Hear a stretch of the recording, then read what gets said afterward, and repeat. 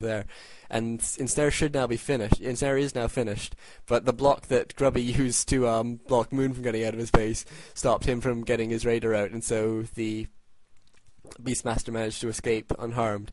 And Moon's now bringing all his dots down to Grubby. He will now pick up a third hero, I imagine. Yeah, he isn't building a Keeper of the Grove, so we will probably see a Tinker here.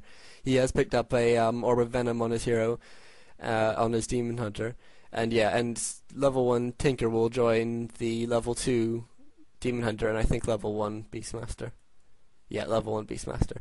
To attack Grubby, and this actually could be a very good time for Moon to attack. He's now scouted Grubby's creeping, and his Tauren Chieftain is very low, only level 2, but he does pick up a Wand of Illusion. This can be very useful just for either drawing fire or making your opponent waste things like cyclones. And we'll see how Grubby uses it. He might use it on his heroes, but often you see it's very useful. Yes, he uses it on his units. He used one on a raider there, and the fake raider actually immediately gets cycloned as well. So very well, very good use of it there. And as you can see, Moon mana burns and then immediately cyclones both the heroes of Grubby. It's really the point of dots is to keep the Blade Master in the air, and by cycloning the Tauren Chieftain, it gives Moon time for his mana burn to come off cooldown and can mana burn him again. And as you can see, Moon's moving all his units here into just this very tight corner here. And what this means is it's reducing the surface area of his units. And it means that it's very hard for Grubby to actually get a good attack on that, because most of his units are melee. But it means that his heroes have to do lots of tanking, which is fine, because obviously he can just staff them home and then staff them back, like he's done there. Yeah, and here comes the staff, just as I said here. And it's quite good use here, and actually the Tauren Chieftain is now being caught off guard by this high hit point Demon Hunter, and is actually in trouble, and I think, yes, he does go down. So it's actually very bad for Grubby in this situation, but yes, Beastmaster very damaged and has to TP out. So fairly even battle there. I think it actually probably went a bit better from Moon, even though he did have to TP out at the end, just because Grubby lost his Tauren Chieftain, and what that means is that he's gonna have problems creeping now, because while it is useful to have a high level Blade Master, it's not overly great compared to having a high level Tauren Chieftain, just because Shockwave is so good against dots. And as you can see, Moon's now using his Ancient of War to creep this camp here, but I'm not sure whether or it's obviously bad that for Moon that Grubby's taken the best creep, but I'm not sure what Moon's now going to do with his Ancient of War. It might be quite clever of him just to bring it down to the middle somewhere and then try and pick a fight, because the Ancient of War is a very nice tank and it does a lot of damage, especially to raiders. And so if you can involve it in the fight and force your opponent to actually fight it and not just run a bit back, and then obviously it moves so slowly that it's not really worth bringing with you. If you can force him to fight it, it's very useful. Moon now picking up a regeneration pot, and it might now be going for a fight again, because he now has 3 full health heroes, or he might be going to creep. It's okay. Yeah, it looks like he's actually going to go and creep, and I'm not sure whether this is a clever move or not, because he doesn't know whether or not Grubby is scouting him. He doesn't have an hawk up. No, actually, yeah, and he doesn't even go for the creep. Yeah, he was too worried about being creep-jacked, and so he instead goes to pick the fight, because being creep-jacked, especially at this spot here, where there's so much slow and things like that, is very bad, and you can just get trapped and killed. And Tauren Chieftain now going down, picking up a Scroll of Healing.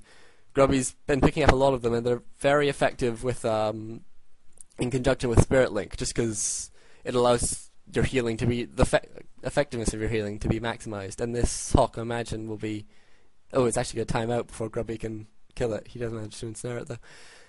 And Moon going in, and as you can see, he's really pimping out his heroes. This is a large part of what you have to do if you're going to play dots. So on his Beastmaster, he has a Town Portal, Lesser Invulnerability, Healing, and Staff Preservation. And then on his Demon Hunter, he'll have like Staff, Boots, things like that. Yeah, Staff, Boots, Orb of Venom, very important. If you just sort of attack one unit, every unit once, then you do so much damage with that. And as you can see, Grubby's forced to move back, partially because of these fairy dragons. He used a Bat Rider on it, but it managed to move into sort of mana flare form, which means that it takes reduced damage, and just because it has plus 12 armor, and that means that the bat was sort of wasted, and he really doesn't want to fight against these fairy dragons or against this pocket factory. And I imagine what we're going to see is when this pocket factory times out, that's when we're going to see Grubby attack. And yes, he uses a speed scroll and immediately comes straight on in. And as you can see, it's a fairly bad position for Moon. It's a bit too out in the open for him, and it means that Grubby's managed to ensnare some dots. And just since Moon can't move them back, they just get killed quite quickly.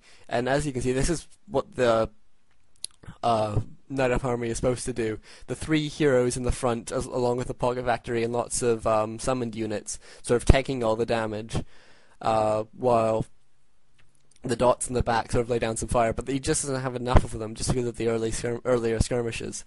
And so what that means is that the level 3 Thorn Chieftain and the level 4 Blade Master can just sort of rip through them too quickly, and he just doesn't have enough to sort of form a line. And as you can see, Moon's had to move back, and even TP out, and just hasn't really done enough damage, and it's looking really bad for Moon.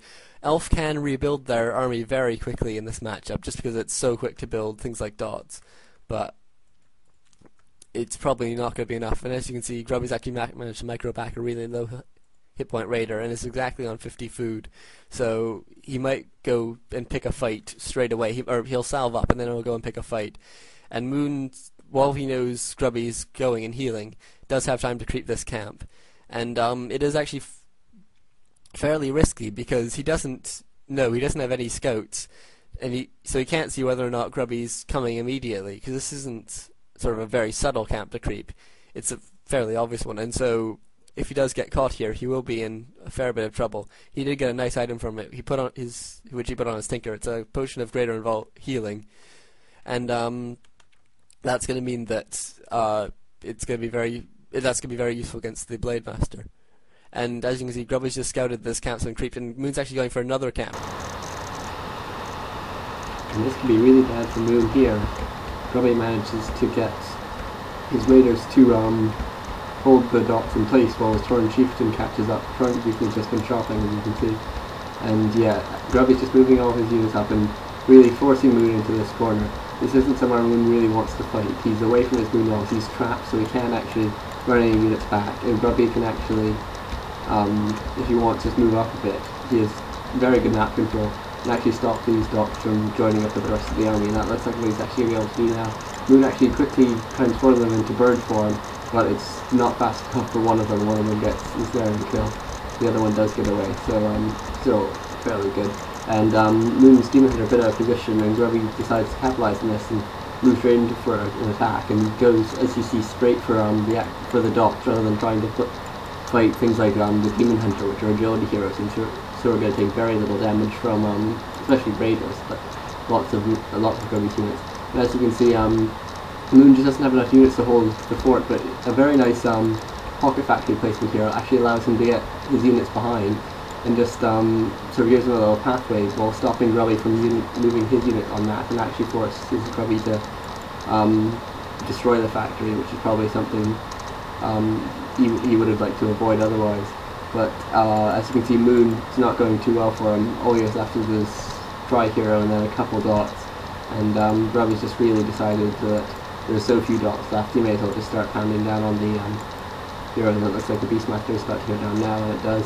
And you can see actually Moon, Grubby does have a very low health Torn Chieftain, but I think between the ensnares from Grubby's Raiders and the Endurance Aura, it should be okay just to stay in the background and avoid any damage.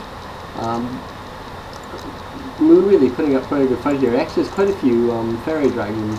It's surprising that he has 3 at the moment, considering that they're not a hugely essential unit at this point. There's not too much to spell.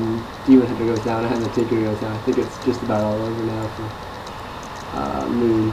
But it is unusual, just the amount of units he has. You can see actually Grubby doesn't have much of an army left, but he knows that Moon doesn't have any heroes, and so he just starts salving up. He'll probably want to heal a bit more. Yeah, he turns around, Maybe he'll send, he might send his Blade Master up even to buy a healing scroll.